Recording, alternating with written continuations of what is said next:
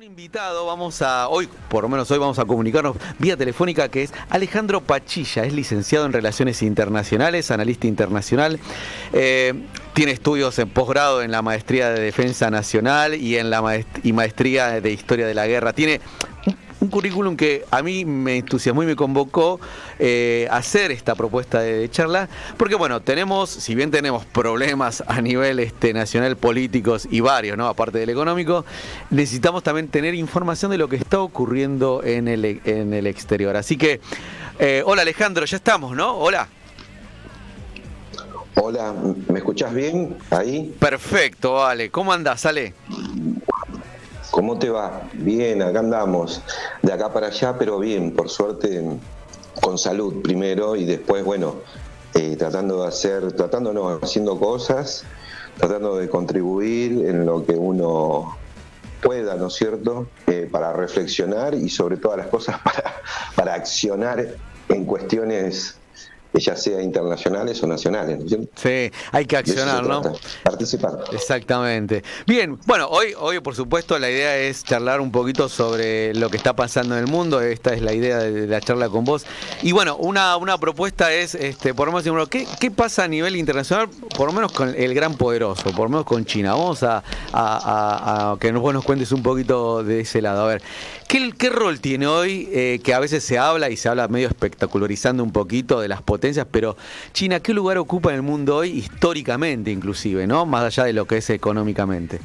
No, sí, claro. Es decir, uno siempre para analizar el contexto, el presente, como quien dice, uno siempre tiene que ver las condiciones lejanas, ¿no es cierto? O sea, todos los condicionamientos lejanos por los que se vino generando todos estos procesos, ya sea para analizar cualquier cosa a nivel internacional también, ¿no es cierto? Ya sea una potencia, superpotencia, un poder hegemónico, porque son todos procesos, ¿viste?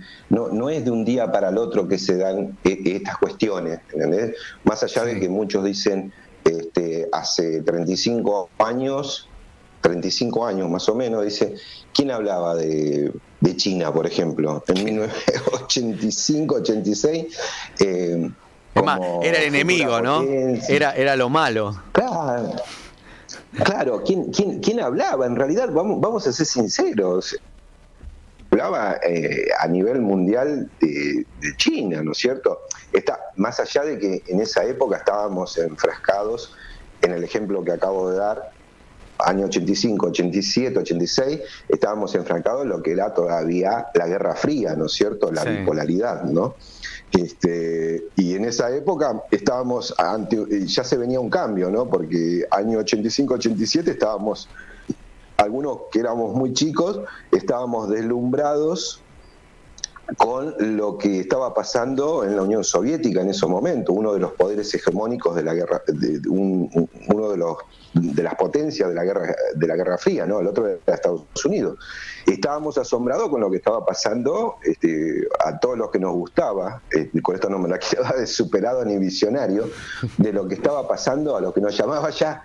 A mí ya desde chico siempre me llamó la atención el tema internacional también, obviamente siempre primero la nación nuestra, ¿no? Pero también me llamaban esas cuestiones internacionales y uno veía, escuchaba, no existía todo lo que existe ahora, ¿no? Que la información está al día y es más, por ahí estamos ya en el futuro, no nos damos cuenta. Claro. Pero en esa época estábamos transitando, se veía toda una marea con Mikhail Gorbachev y la perestroika y la glasnost, ¿no es cierto? En la Unión Soviética se estaba dando toda una transformación, para bien o para mal, eso es para otra charla, ¿no? Para bien o para mal, porque eso tiene sus posturas también con respecto, estoy haciendo más hincapié en la desintegración de la Unión Soviética, ¿no? Ese es para otro café, como quien diría. Sí. Pero bueno, se estaba dando todo ese proceso que fue muy rápido, se estaba dando en ese momento. A ver, y a nivel comparativo, si lo ponías, te ubicás en tiempo y espacio, ¿quién hablaba de China? O sea, de la manera que hoy hablamos, ¿no es cierto? Sí. Incluso hace tampoco tampoco no me quiero ir tanto en el tiempo, 35 años atrás, no, mirá, 25 años atrás. Eran los de los supermercados chinos, eran. Claro, Más que o que traían cosas importadas. ¿Viste? Te compraste algo chino. Eso, exacto, eso por ahí, viste, se estaba dando, viniendo un poquito más para acá, habíamos dicho recién entre 85 y 87, si venimos un poquito más para acá, año 91, 92, con el famoso tema de la convertibilidad y todo ese tipo de cuestiones, ahí se estaba dando un marco donde sí estábamos viendo algunas cosas ya que decían Made in China, porque fíjate que pasaba lo siguiente también antes todo era Made in Japón, ¿no es cierto? Sí, cierto, hubo un tiempo en que había mucho de Japón, sí. Exacto, estaba todo más cooptado por esa línea, por ese país, ¿no es cierto? Incluso Made in Corea, por ahí decía mucho también, Corea del Sur, ¿no? Obviamente, incluso Made in Taiwán. Sí. O sea, el Made in China después se empieza a dar, si uno hace una búsqueda y hace como quien dice, un estudio del arte para ver hasta a dónde empieza acá en Argentina o en América Latina, incluso en el mundo, vamos a ser sinceros, y podríamos decir que esto arranca lo fuerte después de los 90, ¿no es cierto? Y bueno, se fue dando, pero como te dije al principio, esto tiene un proceso, y ese proceso tiene que ver con los condicionamientos lejanos. Las planificaciones, ¿no? Que China tenía, claro, que hubo un gran cambio en los 80. Exacto. Exacto. Al fines de los 70, Mao, cuando ya metiéndonos más en el tema, hasta 1976, bueno, estuvo Mao en el poder, fallece Mao y bueno, después se da una pequeña lucha interna y después, bueno, sube otra persona, Deng Xiaoping, que, bueno, supuestamente es el arquitecto de la China moderna, ¿no es cierto? O sea, años 78 más o menos, y se empieza a dar una serie de transformaciones. Hasta esa época, lo que había primado más que nada, como vos muy bien lo dijiste, igualmente siguen siendo planificadores, te digo, te aclaro que siguen siendo, no es que hayan olvidado esa palabra, ¿no? Porque hay que ver qué es lo que entendemos por planificación. Lo que pasa que en los libros que a veces nos enseñan de economía, ¿viste? Y yo no soy economista, pero bueno, ¿viste que dicen planificación económica? Viste, hoy por hoy, viste, está bien, en términos duros la planificación económica, mucha gente asocia eso a estados rígidos, ¿me entendés? Qué sé yo, a la Unión Soviética, viste, planificación. Ahora yo te hago una aclaración, ¿no? Planificación. Que los británicos, que no tenían nada que ver con el socialismo o el comunismo, ¿no son planificadores? Sí, los norteamericanos tampoco.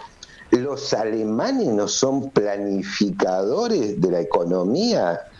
Los franceses. Y te estoy citando nada más a los países que fueron imperio, ¿no?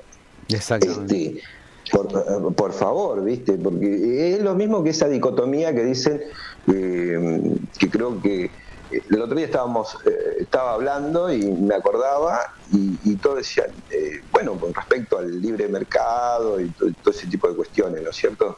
Libre mercado versus proteccionismo. Claro, se pretende que a veces las palabras quedan como construidas, pegadas a un estilo de régimen, autoritarismo, cerrado, partidario, ¿no? Y a veces los mecanismos políticos son mecanismos políticos y no te lo rebozan con, ¿no? Libertad, democracia. Y al fin y al cabo. Si bien uno puede tener un eje, puede tener una planificación como país, creo yo, esta es una opinión muy humilde también, muy subjetiva, más subjetiva no, porque es lo que creo, ¿no? El tema de, por ejemplo, la Gran Bretaña o Estados Unidos, que te lo comparan, ya que estamos hablando de China, planificación y todas esas palabras importantes. Sí. O sea, para lograr lo que lograron, tanto los norteamericanos como los británicos, o más principalmente los ingleses, yo creo que en lo poco, en mucho que he leído y de lo que he aprendido de mis maestros, profesores, Sí. creo que nunca jamás he visto dos estados tan proteccionistas y tan planificadores como los Estados Unidos y la Gran Bretaña, para lograr lo que lograron, ¿no es cierto? Lo que pasa que después ellos te venden lo que después no hacen, ¿no es cierto? ¿A qué me refiero? Proteccionismo y libre cambio. Claro, ellos en un primer momento, para lograr lo que lograron, si no preguntar a la reina Isabel I, lo que logró fue a base de todo un proteccionismo que duró y que sigue durando, porque si yo te puedo asegurar que si yo voy con una caja de limones y bajo en el aeropuerto de Heathrow, en Londres, a mí me deportan. No existe el libre mercado, por más que yo vaya a decir, no, porque vengo a la tierra del libre mercado y quiero vender. Estoy poniendo un ejemplo, por ahí burdo, pero real, ¿entendés? Y creo que uno se tiene que basar en eso. Entonces, ellos yo creo que ellos primero fueron ultra proteccionistas, ¿me entendés? Y después después lo que te piden es abrir tu economía, claro, pero ellos ya están desarrollados, ellos ya tienen un salto tecnológico, el industrial ya lo pasaron, y el tecnológico hace 50 años que lo vienen transformando. Entonces, viste, y claro, ¿cómo vos vas a competir con esas industrias, con esas tecnologías? O cómo vas a osar imposible. querer ponerte a la altura, ¿no? O sea, intentar vos desarrollarte industrialmente o tecnológicamente, más ahora la tecnología. No, y aparte tenemos otro grave, eso desde el punto de vista, bueno, ellos tienen un concepto imperial que nosotros nunca lo vamos a entender porque nunca fuimos imperio, ni Argentina ni América Latina, lamentablemente, ¿no? Que son dos cosas diferentes, ser imperio que imperialismo. Ellos fueron imperio y son imperialismo, ¿entendés? Para mí son dos cosas diferentes, esos dos conceptos son diferentes. Pero bueno, son sus realidades, ¿no es cierto? Y en este mundo que estamos hoy más que nunca plagado de incertidumbre, es donde nosotros tenemos que tratar de lograr formular, como quien dice, una geopolítica suramericana, porque si no, de otra manera, solos, nosotros como Argentina o Paraguay solo o Bolivia solo, todos países hermanos nuestros, no vamos a lograr nada. Y ahí te hago una pregunta en consideración, o sea, desde el punto de vista, la lógica de desarrollo y esta globalización, porque obviamente la globalización está en términos de China, ¿no es el mismo enfoque? Es decir, ¿tendría otras características en algún punto que a lo que fue esto que construyó Estados Unidos con lo que fue el patio trasero, ¿no? Que fue el Sudamérica? ¿Vos qué ves ahí? Claro. Yo considero que, mirá, por eso te dije recién, que ellos creen un imperio, bueno, es su formulación. Es más, China también es más milenario en ese sentido, ¿no es cierto? Sí. Que los norteamericanos es una nación joven, como quien diría, ¿entendés? Sí. Ellos son jóvenes y son igual que nosotros casi. Pero bueno, tuvieron otras cosas y bueno, lograron otras cosas. Es evidente, ¿no? Pero bueno, yo creo que en estos momentos primero creo que estamos en una época de transición de un sistema que veníamos de un sistema unipolar con una hegemonía total de los Estados Unidos, y en estos momentos creo que estamos en una época de transición. Voy a la pregunta que vos me hiciste, ¿no? Sí. Para llegar a una respuesta. Y en esa transición no va a ser de un día para el otro, es todo un proceso, y todo proceso puede llevar hasta un siglo, ¿me entendés? Puede llevar, qué sé yo, 2 siglos. Los tiempos de la historia de la humanidad. Y sí, ¿me entendés? ¿Viste? Por ahí no sé, algunos querrán creer. Me acuerdo cuando muchos creían en el 2008, cuando hubo el crack financiero del Lehman Brothers, decían todos, se acaba el capitalismo. pero eso creo que no lo cree ni un chico de 4 años lo creía. Lo que sí creo que ese crack es parte de una época de transición. Y creo que esa época de transición por ahí empezó, yo particularmente adhiero a la línea de pensamiento que por ahí empezó en el nuevo milenio, ¿entendés? Por ahí tenés hechos o actores nuevos, por ejemplo, los hechos, obviamente, de septiembre de 2001, tenés a lo que estamos nosotros en este momento hablando, que es la emergencia de una potencia como China, el resurgimiento de Rusia a mediados de la década del primer nuevo milenio. Sí. También ponerle el crack financiero del 2008 también, ¿me entendés? Todo ese tipo de cuestiones va marcando una transición de un sistema unipolar a un sistema multipolar. Sí, pero eso es un proceso que va a llevar. Ahora con la pandemia y con la pandemia se ha acelerado más. Lo que pasa que en el medio hay una palabra también, que es lo que yo te dije hace un rato, que es el tema de esa incertidumbre estratégica que por ahí hay, ¿me entendés? Lo estamos viendo en cualquier lado, ¿me entendés? Y me refiero, cuando digo incertidumbre estratégica, me estoy refiriendo también a conflictos o guerras, ¿me entendés? Que se pueden desatar, como la que estamos viendo hoy por hoy entre dos pueblos hermanos como el ucraniano y el ruso, una cosa inaudita y trágica a la vez, ¿me entendés? Sí. Con esto no quiero decir que no se lo esperaba este conflicto, esta guerra. O sea, a lo que voy es inaudita porque dos pueblos hermanos, ¿no es cierto? Pero si vos agarrás un poquito y decís, no, pero ya lo vienen activando, o sea, les han tirado un veneno terrible desde afuera a dos pueblos hermanos. Fue un trabajo fino, que por ahí estoy repitiendo cosas que uno lee o que lee inclusive en portales serios. Fue un proceso, ahí tenés otro proceso, fue un proceso que fue generando a lo que llegaron hoy, que hoy están en guerra, lamentablemente.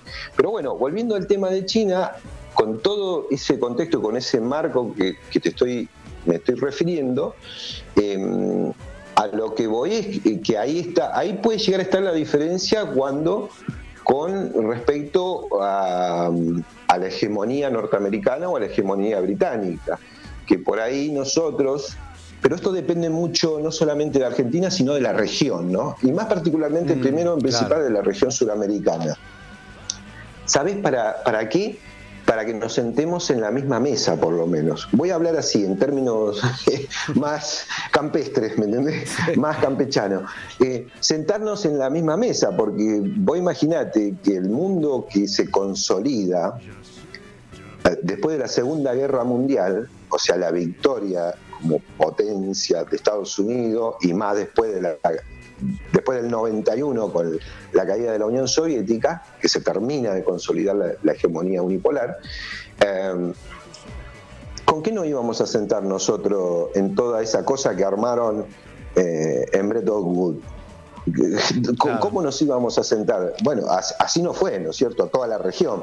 Todos nos sentamos divididos durante los años 50, 60, 70, 80, ni que hablar, ¿entendés? Consenso de Washington. Encima tuvimos que pasar cuestiones trágicas que hasta el día de hoy son cuestiones que todavía las tenemos, que son las dictaduras militares en América Latina y en Sudamérica, ¿no es cierto? Que es nuestro primer anillo, Sudamérica. Por eso me refiero también mucho a Sudamérica, ¿no? Y ahí no es una desventaja geopolíticamente también, o sea, el espacio, porque no es lo mismo estar de este lado, que estamos bajo la mirada constante norteamericana, que ahora que hay un nuevo escenario que se abre y que hay una China que trata y obviamente avanza, porque más allá de lo que critiquemos, va avanzando China, tranquilo, silencioso, y eso no va a ser lo mismo que antes. Entonces, ¿podríamos pensar eso? No va a ser, claro, no va a ser lo mismo. No va a ser lo mismo. Por eso me refería a que nos vamos a poder sentar en la mesa. Pero el tema es de qué manera nos vamos a sentar en la mesa.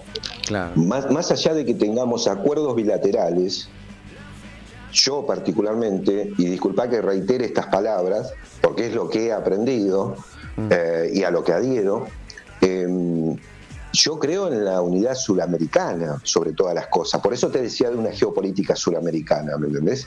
Yo creo que si nosotros logramos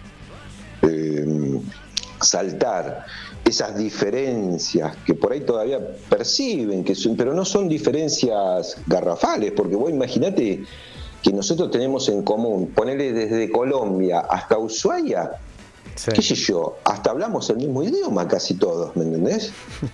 Y con nuestros hermanos, me refiero a ventajas comparativas con otras regiones, ¿me entendés lo que te quiero decir? Con nuestros hermanos brasileños nos entendemos igual, ¿me entendés? Si somos todos, no se entendemos. Somos todos sudacas, dejemos de romper las pelotas. Claro. Por eso te digo, inclusive hablando portuñol como hacen muchos en Florianópolis, sí, o en Camboriú, ¿me entendés? No, por no hablar Río, Bahía, nos entendemos, o sea, parece toda una pavada, pero no es una pavada, porque yo te doy este ejemplo, y con todo respeto lo digo, ¿no? ¿Qué tiene en común por ahí? Te voy a decir, una persona que vive en Portugal, lo digo con todo respeto, una persona que vive en Portugal con una persona que vive en Lituania. Claro, son abismalmente cultural, históricamente diferentes, sí. Totalmente diferentes. ¿Me entendés al ejemplo que voy? Y están adentro de una Unión Europea, está bien. No soy tonto. El desarrollo y la historia de cada continente es totalmente diferente, ¿no es cierto? Ellos, vos fíjate que buscan la unidad, ¿por qué? Porque necesitan olvidar las tragedias que pasaron, ¿me entendés lo que te quiero decir? Nosotros también pasamos tragedias. ¿Cómo que no vamos a pasar tragedias? Recién te acabo de decir, hemos pasado tragedias como dictaduras militares, ¿me entendés? Claro. Que fueron ese horror de las desapariciones de gente, fusilamientos de personas, ¿me entendés? Asesinatos puros y burdos, ¿me entendés? Todo alimentado desde Estados Unidos, ¿no? Por eso te digo, en complicidad, obviamente, con las élites, gran parte de las élites nacionales, ¿no es cierto?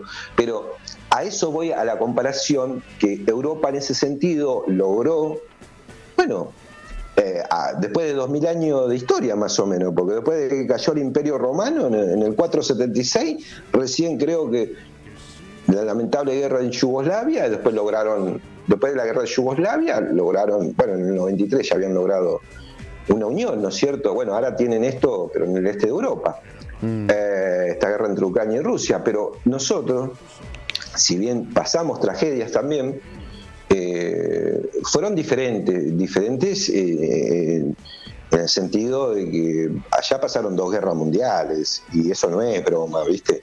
Entonces, sí, como vos bien dijiste, más allá de que las realidades son totalmente diferentes, ellos tratan, para mí, ¿no? Adhiero a esa línea de pensamiento que ellos tratan de unirse porque quieren olvidar todas esas cosas. En cambio nosotros, los latinoamericanos, creo que tenemos que usar la palabra recordar, porque nosotros somos parte de un mismo casi, viste, como quien diría, ¿me entendés? Más allá, después de que, bueno, vinieron españoles, italianos, franceses, con las comunidades naturales de acá, ¿no es cierto?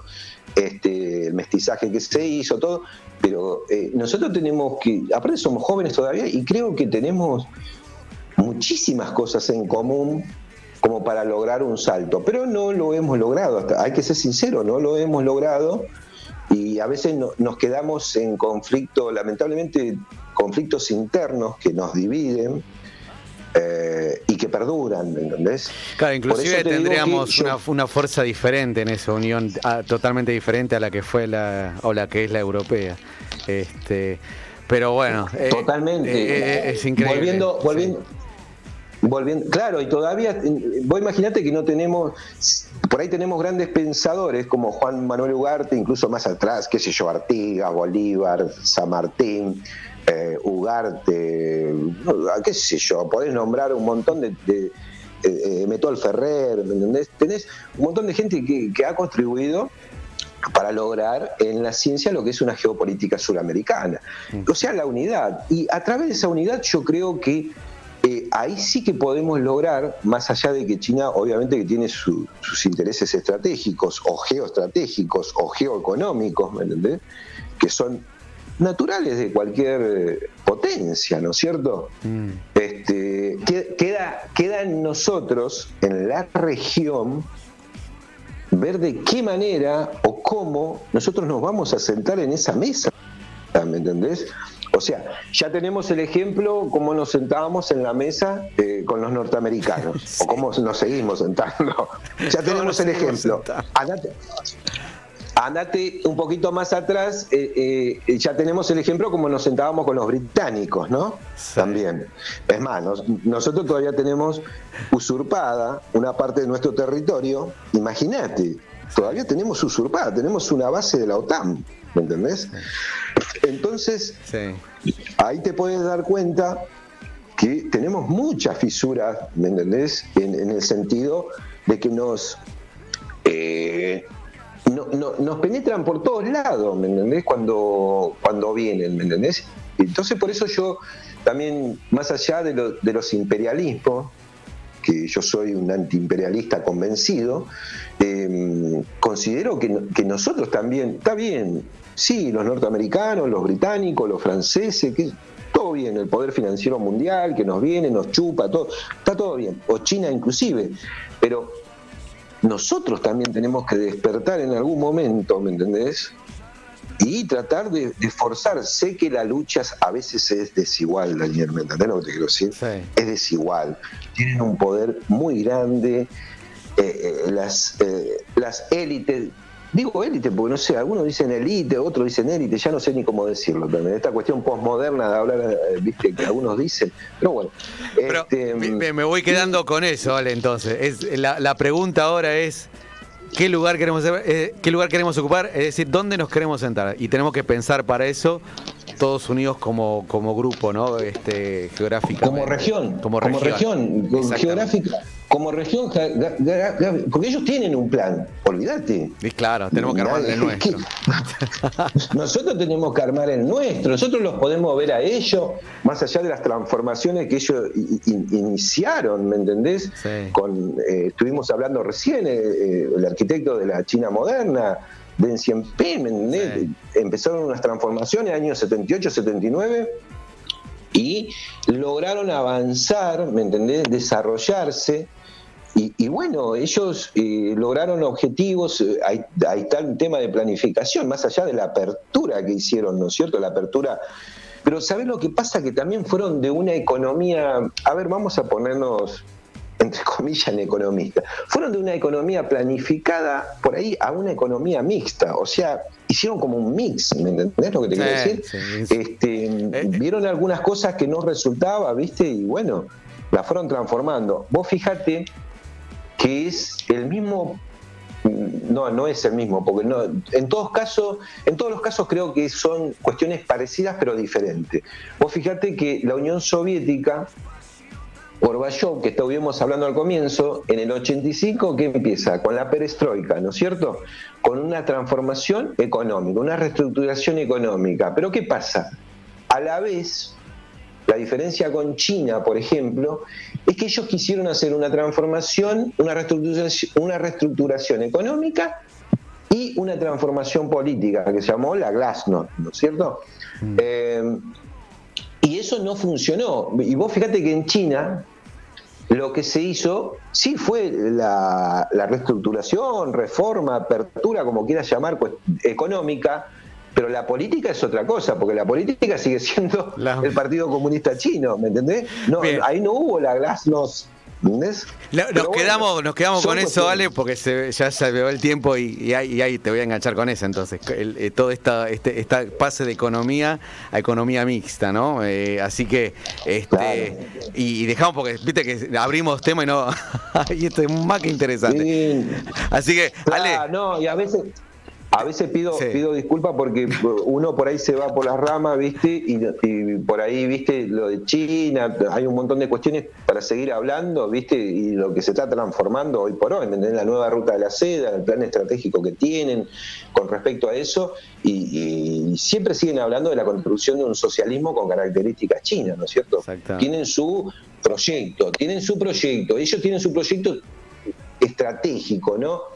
Y bueno, ellos en un primer momento en ese proyecto estratégico hablaban en el año 78, 79, hablaban de duplicar, qué sé yo, el tamaño de la economía y mirá, hasta asegurar la comida y la vestimenta para todos. Mirá vos así lo decían, en el plan estratégico de ellos se decía así, lo mismo que cuadriplicar el tamaño de la economía a fines del siglo XX. Ese era otro punto.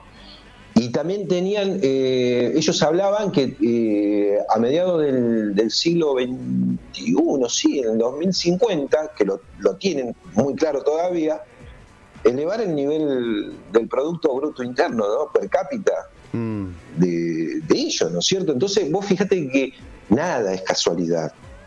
Esto es un proceso y una estrategia sobre todas las cosas. Por ahí estoy siendo medio superficial lo que estoy diciendo, porque imagínate que si profundizamos en estas cuestiones tenemos que hacer un seminario más o menos. ¿Es lo que te quiero decir? Y sí, así que Ale, te agradezco un montón. Vamos a seguir la próxima entonces y profundizamos un poquito más, aunque sea de a poquito, en cuotas vamos. ¿Sí? Así que gracias por estar. El contacto. Dale. Te agradezco el contacto y bueno, cuando quieran, seguimos reflexionando, más que en todo esto tipo conversatorio, ¿viste? Como quien dice, y dejamos de lado algunas cuestiones técnicas o tecnócratas, ¿viste? Y hablamos de la realidad, ¿viste? Ahora me hiciste acordar que hay que ir al supermercado chino a comprar algo. Ahí los tenés. Entonces, con toda la mejor, toda la mejor, así como respeto también a las otras potencias que están emergiendo, como el caso de Turquía, Irán, qué sé yo, la India. Bueno, Rusia, que ahora en estos momentos lamentablemente están en una guerra con sus hermanos ucranianos. Bárbaro, vale. Bueno. Un abrazo grande. Bueno. Nos estamos viendo entonces o nos hablamos de nuevo. Te agradezco a vos y cuando quieras seguimos conversando. Excelente. Abrazo. Gracias. Bien, excelente. Bueno, intenso, y uno se va enganchando en todo lo que es la charla porque va abriendo ventanas y ventanas y no terminamos más. Pero muy interesante, y vamos a ver si obviamente seguimos con estas charlas y abriendo un poquito más lo que es el panorama internacional, porque hay demasiado y hay que aprender, hay que estar atentos, porque justamente saber lo que el otro va trabajando, va pensando, bueno, hay que tomar cosas y empezar a construir algo nuevo desde nuestra mirada sudamericana. Cerramos este bloque y ya volvemos con más GNL por Radio Con Aguante.